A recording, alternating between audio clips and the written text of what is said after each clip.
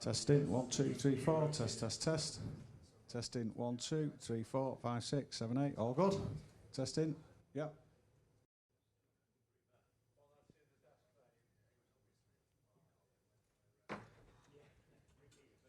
Just want to get blood out of the stone, you don't you?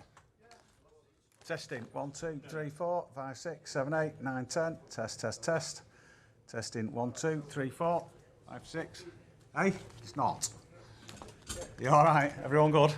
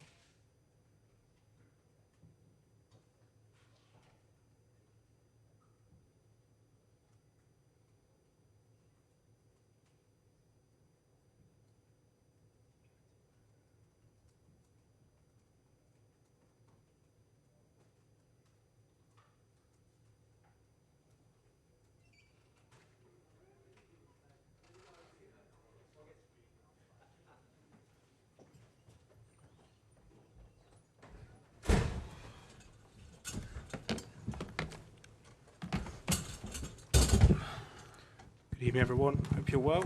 We'll take a show of hands for questions, please, and we'll set an embargo towards the end for 10:30 p.m. on Sunday evening. Someone to start, please. Someone to start, guys. Yeah, Michelle. Hi, Pep. Maybe not perfect, but another victory, and that man stands up again for you. Sorry? Again? Erling Haaland stands up again. Help your side to victory. Yeah, definitely. Good to score 4 and 5, yeah, at the end. Yeah, it's our key man, so what can I say? At the same time, we cannot rely on, we want to do good things, so just with Erling, So our wingers and attacking midfielders and the other players have to make a step up, and the chances that we create, they're so clear, You have to score goals. So Savio had 2, and Jeremy had 2, and Tijani have another one that they have to score in that level. Of course, there are chances because we give away 1 or 2 actions for the build-up, but apart of that, we struggle for the second balls, long balls, second balls, better strong, and of course the teams of David Moyes, they are really, really good in that terms. But in general, it's well deserved. We create so much chances, especially after 1-0, and the impact for the guys came from the bench, Oscar and Bernie especially, but after Ryan Cherky with his huge talent that he has, and Rico and Koba. So, we had another victory, and it's good to restart after 10 days. The first half, first 50, 20, 25, 10, 15 minutes is always happen after international break. You are not completely in the dynamic that we have. And when you play that game being bad in the previous games, always you are more focused. But when you win in Brentford, we have a good results, and the other ones, always we struggle, all the teams struggle to come back. But anyway, in general, it was a good game, especially in the second half after the goal, and we are for sure this weekend we'll sleep in the Champions League positions, so that's good. Richard. Pep, the first goal, the header from Erling, is that the kind of type of goal that this team maybe wouldn't have scored a few years ago without him? That extra dimension with his height? Well, yeah. But Sergio scored a lot of goals with the head. It was really good, but of course the presence from Erling and his stature is huge. We know that. So, and he moves really well. So, really pleased. So, not just for it's incredible threat for the opponents, and we found him now much more than before. In the first half, not much, but we found him. And that is really important, because when you have this type of players, you have to use him. You have to put the ball close to him as much as possible. Jordan. Hi, Pep. I know we're praising, obviously, Erling's goal scoring, but you spoke about the reliance on him. He's got 11. I think only 4 other players in the team have got 1 goal in the league so far. Is that a concern that you are over-reliant? You have to score more. If we don't create, it's fine. But if we create, you have to score. Yeah. We've been used to seeing your wingers and your attacking midfielders. Oh, they know it. With a long time we talk about that. So they are good. I saw in the training session they are good in the finishing. They have to do it. Yeah.